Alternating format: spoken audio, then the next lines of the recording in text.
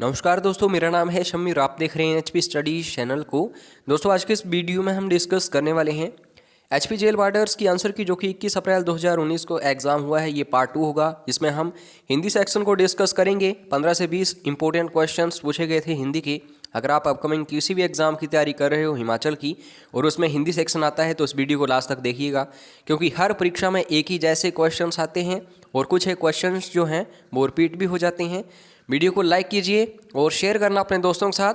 Channel को अभी तक सब्सक्राइब नहीं किया तो कर लेना, क्योंकि आने वाले समय में इससे भी महत्वपूर्ण वीडियोस आपको इस चैनल पर देखने को मिलेंगे। कोई भी क्वेश्चन यहाँ पे गलत नहीं होगा। फिर भी आपको कोई डाउट हो जरूर कमेंट करना। सही नॉलेज जो है लोगों तक पहुँचना चाहिए। पहला क्वेश्चन है इस वीडियो का हिंदी का। दोस्तों, यहाँ पे एक मुहावरा दिया रहता है और आपको बोला जाता है इसका अर्थ जो है हिंदी में ही आप चुनिए। तो टोपी उछालना पहला मुहावरा है। इसका अर्थ होता है अपमान करना। A is right answer. चिराग लेकर ढूंढना, तो इसका मतलब भी ए ऑप्शन जो है, यानी कि अत्यंत दुर्लभ होना, सही है। उसके बाद दोस्तों, गांठ में बांधना। जब भी हम किसी भी चीज़ को गांठ में बांधते हैं, ओबियसली हम क्या करते हैं, उसे अच्छे से याद रखते हैं, यानी कि खूब याद रखना। सी इज़ राइट आंसर। खून सूखना का मतलब होता है डर जाना। ए इज़ राइट आंसर। आपको संधि विच्छेद करना होता है। 2 या 3 प्रश्न हर परीक्षा में पूछे जाते हैं, अच्छे से पढ़िए। हालांकि जिन्होंने भी HP studies paid crash courses join किए हैं उनको ऑलरेडी ये सारा मटेरियल जो है मिल चुका है। तो दोस्तों, यहाँ पे मैं बात करूँ गिरीश की संधि विच्छेद, सही आंसर होगा ए, गिरी जमा ईश। तो आपको इस तरीके से फाइंड आउट करने हैं। नेक्स्ट क्वेश्चन भी इसी से रिलेटेड है। प्रत्यक्ष का आपको संधि विच्छेद करना है, तो प्रति जमा अक्ष, डी इज राइट आंसर। ऐसे ही होगा इसका संधि विच्छेद। उसके बाद मैं बात करूं, 4 शब्द दिए गए हैं। 3 शब्दों की बात करूं, ये एक जैसे हैं और एक शब्द जो है ये भिन्न है। कौन सा है भिन्न, ध्यान से देखिए। प्रस्तर का मतलब होता है पत्थर, और बाकी मैं बात करूं पत्थर, पल्लव, पत्ता, इनका एक ही अर्थ है। सी इज राइट आंसर। आपको ऐसे फाइंड आउट करना आना चाहिए। दूध गाढ़ा है। दोस्तों, यहाँ पे दूध की विशेषता क्या है कि ये गाढ़ा है।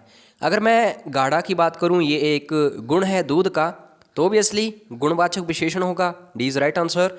धनवती का पुल्लिंग है। दोस्तों, अगर किसी भी स्त्री के पास काफ़ी सारा धन है उसे हम बोलते हैं धनवती। तो अगर मैं पुल्लिंग की बात करूं, पुल्लिंग क्या होता है, स्त्रीलिंग क्या होता है, आपको जानना अति आवश्यक है, अच्छे से पढ़िए। तो अगर मैं बात करूं धनवान की, धनवान का मतलब होता है किसी व्यक्ति के पास काफ़ी ज़्यादा मात्रा में धन होना। तो सी इज़ राइट आंसर। अवकाश का विलोम शब्द है अनवकाश। A is right answer. उसके बाद दोस्तों, जिस वस्तु को पाने की इच्छा की जाए तो उसे हम क्या बोलते हैं, उसे बोलते हैं अभीष्ट। B is right answer. आवाहन का विपरीतार्थक शब्द क्या होगा, तो विसर्जन। B is right answer. इनमें से कौन सा शब्द संज्ञा है। संज्ञा क्या है, संज्ञा बेसिकली एक नेम होता है किसी भी व्यक्ति, वस्तु, स्थान इत्यादि का। तो अगर आप प्राथमिक को देखेंगे तो ये एक संज्ञा शब्द है, आपको अच्छे से देखना है। उसके बाद दोस्तों, प्रसंग का विशेषण है, तो काफ़ी पूछा जाता है ये। अगर मैं बात करूं बी ऑप्शन की, प्रासंगिक, ये बिल्कुल सही है। ऐसे ही इसका विशेषण जो है लिखा जाता है। निर्भय कौन सा समास है, तो समास काफ़ी इंपॉर्टेंट रहते हैं। आप सभी के लिए मेरा क्वेश्चन ये है, समास कितने प्रकार के हैं, आपको अभी कमेंट करके इसका सही आंसर बताना है, क्योंकि ये क्वेश्चन भी पूछा जाता है। अगर मैं यहाँ पे बात करूँ कि ये जो निर्भय शब्द है इसका समास कौन सा है, तो ये है दोस्तों अव्ययी भाव। ए इज़ राइट आंसर। उसके बाद एक वाक्य दिया गया है, पिताजी ने कहा कि तुम घर चले जाओ। तो यहाँ पे आपको फाइंड आउट करना है सर्वनाम कौन सा है।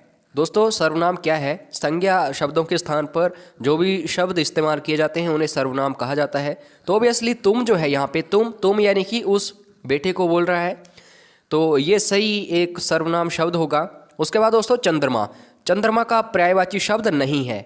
ये जो नहीं होता है इसे हमेशा देखिए, आप पजल हो जाते हैं कई बार। तो नहीं का मतलब, अगर मैं बात करूँ शशि, चांद, सुधाकर की, तो ये तीनों का मतलब एक ही होता है, यानी कि चंद्रमा। रजनी की बात करूं, इसका मतलब होता है रात, यानी कि नाइट। तो ये ओबियसली इसका नहीं होगा पर्यायवाची शब्द। तो आपको इस तरीके से फाइंड आउट करने आने चाहिए।